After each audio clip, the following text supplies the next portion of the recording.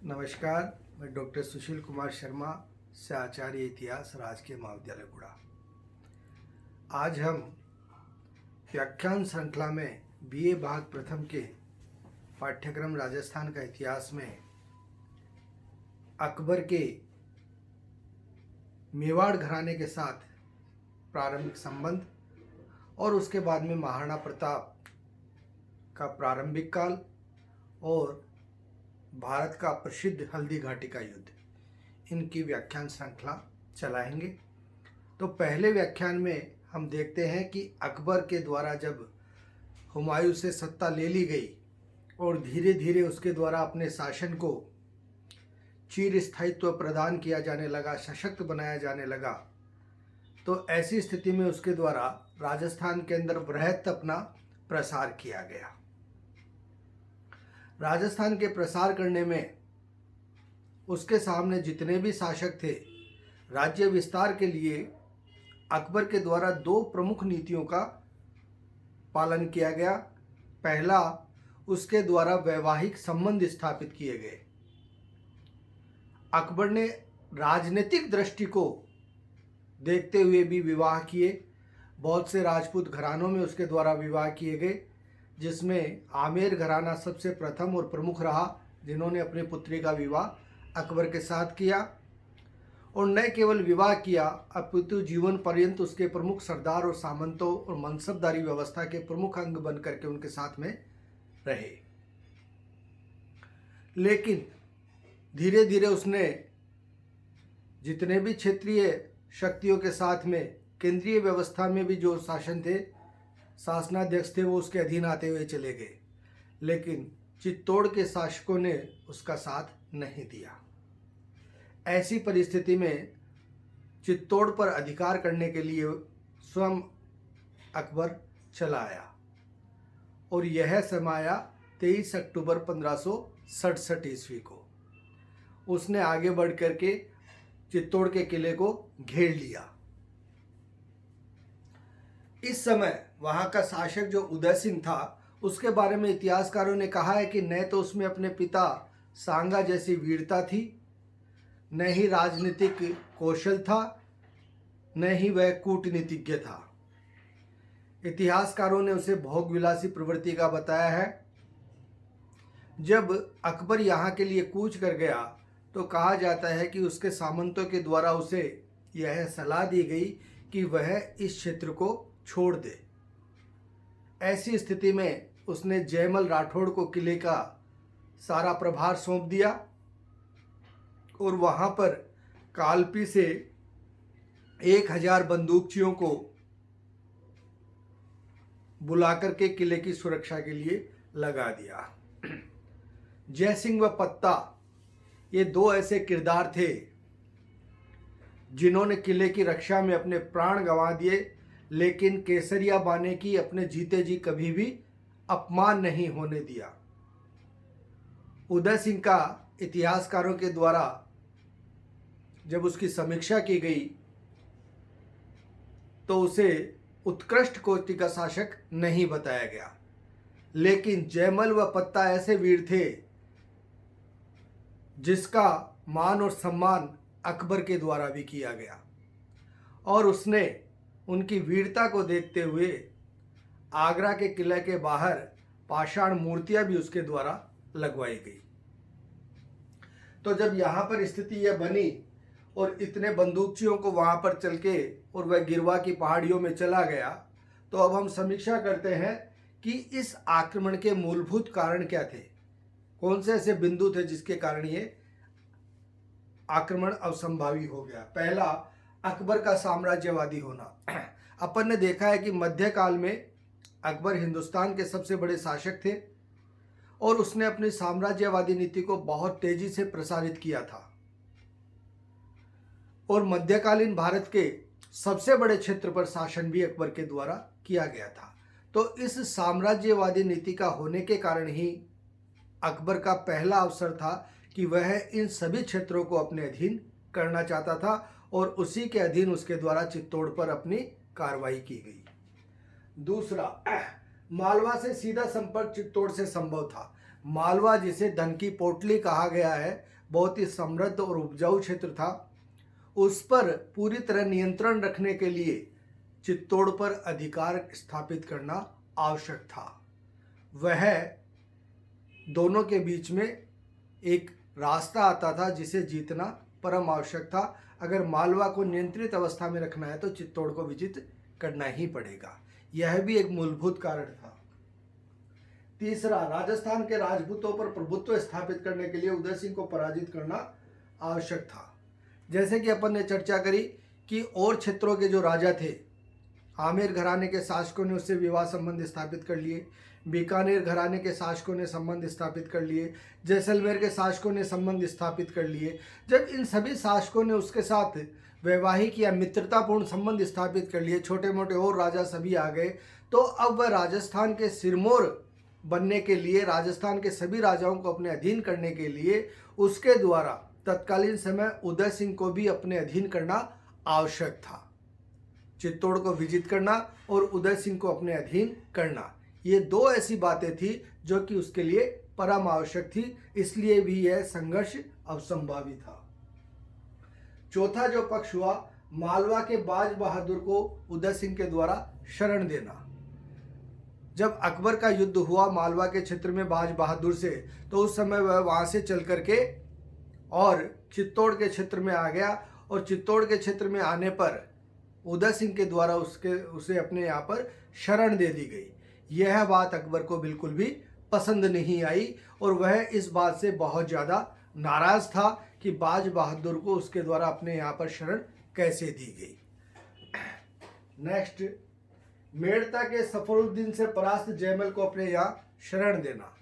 जयमल को अपने यहाँ जो शरण दी गई वह भी मेड़ता के निर्वासित शासक थे, और वहाँ पर मेड़ता के क्षेत्र में अकबर का सामंत या सरदार सत्तासीन था, और उसको वहाँ पर शरण देने के कारण भी अकबर इससे नाराज था। अकबर से किसी भी प्रकार का संबंध नहीं रखना। जब सारी परिस्थितियां इस प्रकार की हो गई, राजस्थान के जितने भी प्रमुख राजा थे वो सारे के सारे अकबर की शरण में चले गए। उस समय तक उदय सिंह के द्वारा किसी भी प्रकार का वैचारिक तंत्र अकबर के साथ में नहीं स्थापित किया गया, न तो वह उसके दरबार में गया, न ही उसने किसी अपने व्यक्ति को वहाँ पर भेजा, न ही किसी प्रकार का संदेश भेजा। इस बात से भी अकबर उससे काफ़ी नाराज था, और यह इस आक्रमण के प्रमुख कारण बने जिनके कारण कि अकबर ने चित्तौड़ को विजित करना परम आवश्यक मान लिया। अब दूसरी चीज ये हुई कि जो मैंने चर्चा करी कि उदय सिंह जब चला गया तो जयमल व पत्ता, ये दो ऐसे सिपह सालार थे जिन्होंने कि कहा जाता है कि मुगल सेना के दांत खट्टे कर दिए।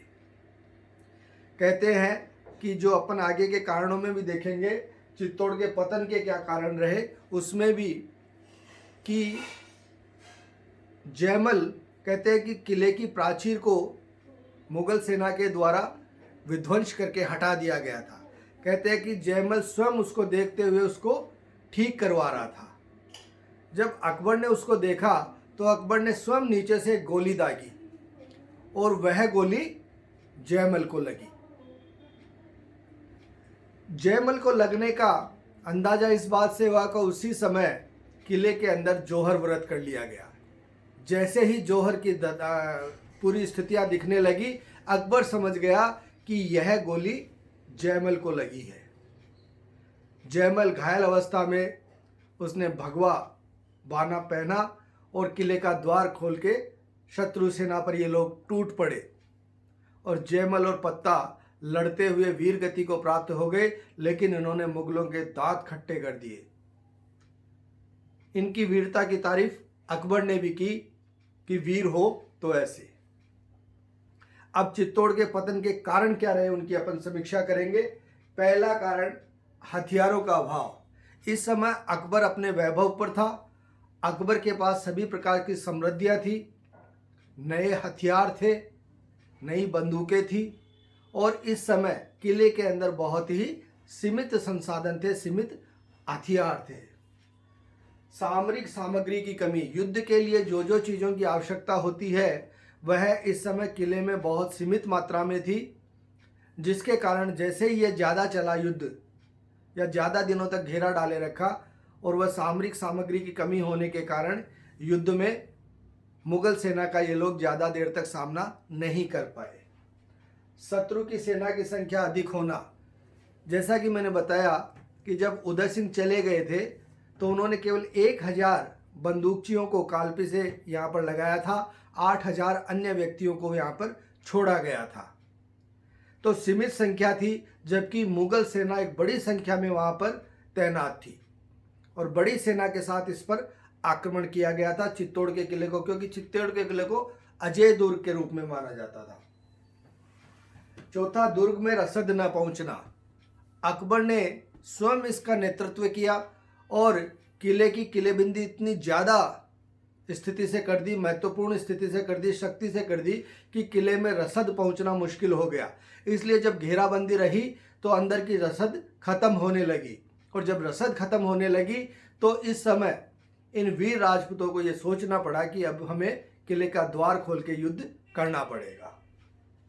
जयमल की मृत्यु से सिसोदियों का साहस टूट जाना। जैसा कि मैंने बताया कि अकबर के द्वारा स्वयं गोली मारी गई और वह गोली जयमल के लगी। जयमल वीर गति से लड़ते हुए मारा गया, और जैसे ही जयमल, जो कि अद्भुत वीरता का प्रतीक है, मारा गया तो सिसोदिया वंश के जितने भी सैनिक थे उनका साहस टूट गया, क्योंकि वो अब नेतृत्वहीन हो गए थे। जिस व्यक्ति ने उनमें साहस का संचार कर रखा था वह पूरी तरह से विलुप्त हो गया और सेना दिशाहीन हो गई। नेक्स्ट है अकबर का उत्कृष्ट सैनिक नेतृत्व होना। जैसा कि मैंने बताया कि अकबर इस युद्ध में स्वयं नेतृत्व कर रहा था और उसके द्वारा तत्कालीन समय हर परिस्थिति का आंकलन स्वयं के द्वारा किया गया, किलेबंदी का स्वयं के द्वारा किया गया, सेना का नेतृत्व स्वयं के द्वारा किया गया और अपनी अद्भुत युद्ध कौशलता के कारण इस युद्ध को विजित कर लिया। सातवां जो अंतिम पक्ष इसका देखा जाता है कि तत्कालीन समय उसने सुरंगें बिछाकर जगह जगह से किले को ध्वस्त करना प्रारंभ कर दिया था, किले की प्राचीरों को तोड़ना प्रारंभ कर दिया था। जब यह सारी स्थिति हो गई तो ऐसे में जो अंदर मजबूत राजपूत सरदार रुके हुए थे उन्होंने स्थिति को भांपकर सीधे युद्ध करना उचित समझा, द्वार खोलकर युद्ध किया और उस युद्ध में उनकी पराजय हुई।